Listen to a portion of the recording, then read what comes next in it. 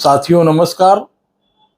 आज हम संसद में पास किए गए 3 नए आपराधिक कानूनों के बारे में बात करेंगे। इन नए आपराधिक कानूनों के माध्यम से पुलिस की शक्तियां बढ़ी और जवाबदेही कम हुई। इस वीडियो में हम इसी विषय पर चर्चा करेंगे।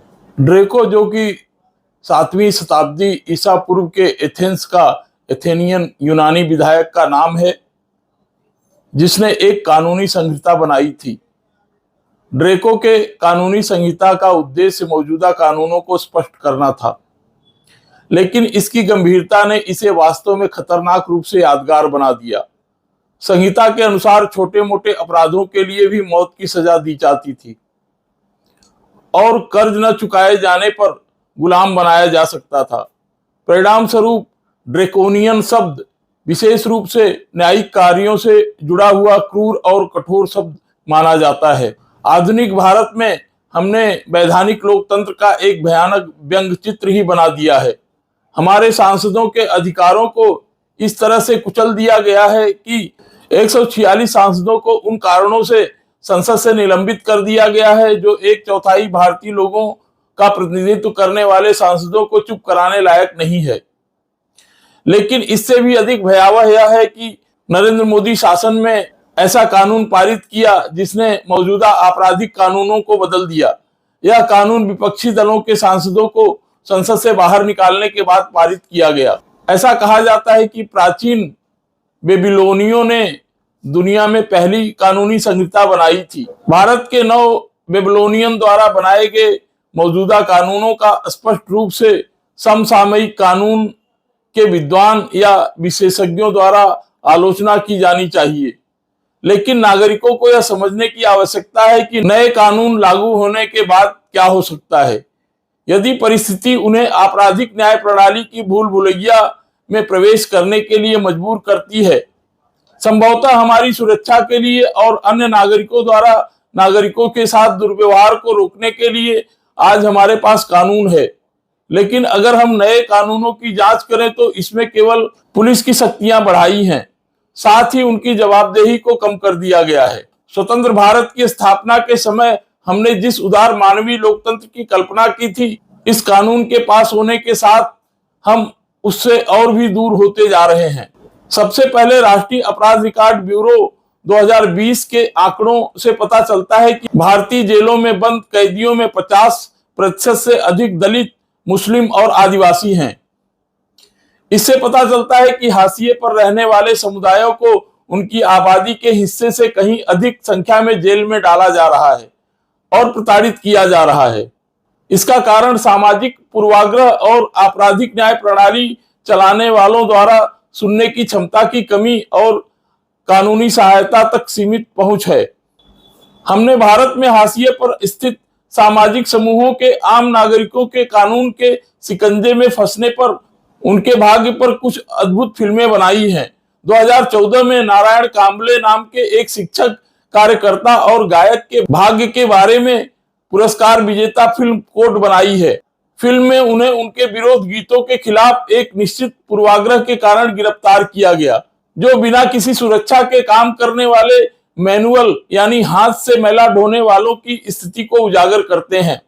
2021 में हमने जय भीम फिल्म देखी, जो एक वकील के बारे में बेहद शक्तिशाली फिल्म है, जो एक आदिवासी महिला को उसके पति की तलाश में मदद करती है, जो डकैती के आरोप में गिरफ्तार होने के बाद पुलिस हिरासत से लापता हो जाता है। जरा कल्पना करें कि समाज के इन वर्गों के लोग जब न्याय मांगने के लिए पुलिस स्टेशन जाते हैं तो उनके साथ क्या हो सकता है।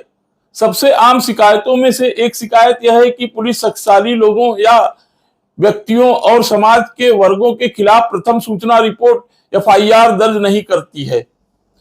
2014 के बाद ललिता कुमारी बनाम उत्तर प्रदेश सरकार के फैसले में 5 न्यायाधीशों की पीठ ने फैसले के माध्यम से जब कोई नागरिक शिकायत देकर जाता है तो FIR दर्ज करने की अनिवार्य प्रकृति को मजबूत किया। हालांकि मानवाधिकार कार्यकर्ता और वकीलों ने दावा किया है कि नया कानून पुलिस को प्रारंभिक जांच के बाद FIR दर्ज करने का बहाना देता है। तो आइए कल्पना करें कि काल्पनिक रूप से अल्पसंख्यक समुदाय का एक व्यक्ति एक शक्तिशाली व्यक्ति के खिलाफ शिकायत दर्ज करना चाहता है, जो उन्हें घृणा, अपराध और भाषण जैसे कृत्यों से धमकी देता है, यह संभव है कि पुलिस जांच करेगी और आरंभिक जांच में यह निर्णय लेगी कि इसे आपराधिक शिकायत के रूप में दर्ज नहीं किया जाएगा। वैसे भी भारतीय समाज के दबे कुचले कुछ लोग शायद ही कभी पुलिस द्वारा उनकी बात सुने जाने की उम्मीद करते हैं, और अब यह और भी बदतर हो जाएगा। कल्पना कीजिए कि एक आदिवासी या दलित पुरुष या महिला अपने उच्च जाति के नियोक्ताओं या गांव के निवासियों के हाथ अन्याय अत्याचार का सामना कर रहे हैं और पुलिस स्टेशन में शिकायत दर्ज कराने जा रहे हैं, तो क्या उनकी बात वहां सुनी जाएगी? यदि उन्हें पूछताछ के लिए पुलिस द्वारा उठाया जाता है तो हिरासत, जो पुराने कानूनों में 15 दिनों तक सीमित थी, अब 90 दिनों तक की जा सकती है।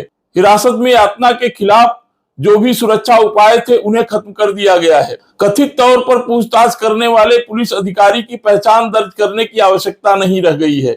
गिरफ्तारी का स्थान और समय अब दर्ज करने की आवश्यकता नहीं है, और चोट की रिपोर्ट जहां कैदी को अस्पताल ले जाया जाता है कि अब आवश्यकता नहीं रह गई है। इसके अलावा गिरफ्तारी के बिंदु पर कानूनी सहायता आवश्यक नहीं समझी जाएगी, और ऐसा तब होगा जब मामला अदालत में जाएगा। इन नए कानूनों के माध्यम से देश को पुलिस स्टेट के रूप में बदलने की प्रत्यक्ष कोशिश है। यह बिल सभी स्तरों, केंद्र, राज्य और स्थानीय स्तर पर राजनीतिक नेतृत्व को राजनीतिक लाभ के लिए आपराधिक न्याय प्रणाली का दुरुपयोग करने का अधिक अवसर देने के लिए पुलिस और आपराधिक न्याय प्रणाली को हथियार बनाते हैं। यह एक गिरफ्तार व्यक्ति के बायोमेट्रिक्स एकत्र करना अनिवार्य करके एक निगरानी करने वाले स्टेट की रचना करते हैं। यह वीडियो नए कानूनों के एक छोटे से पहलू पर गौर करता है। जब कोई नागरिक शिकायत दर्ज कराने जाता है तो उसके साथ क्या हो सकता है, और अगर कोई मामला बनाने की कोशिश में पुलिस उसे संदेह के आधार पर उठा लेती है तो उसका भाग्य क्या होगा। यह पुलिस के साथ नागरिकों के बुनियादी इंटरफेस के बारे में है, जो अब अधिक शक्तियां पुलिस बल के पास है, भले ही उनकी जवाबदेही कम हो। गणतंत्र में लाए जा रहे समग्र कानूनी परिवर्तनों के संदर्भ में यह केवल हिमशैल आइसबर्ग का सिरा है। पूरा ग्लेशियर या हिमचट्टान अथवा आइस शेल्फ का अध्ययन करना अभी बाकी है। धन्यवाद।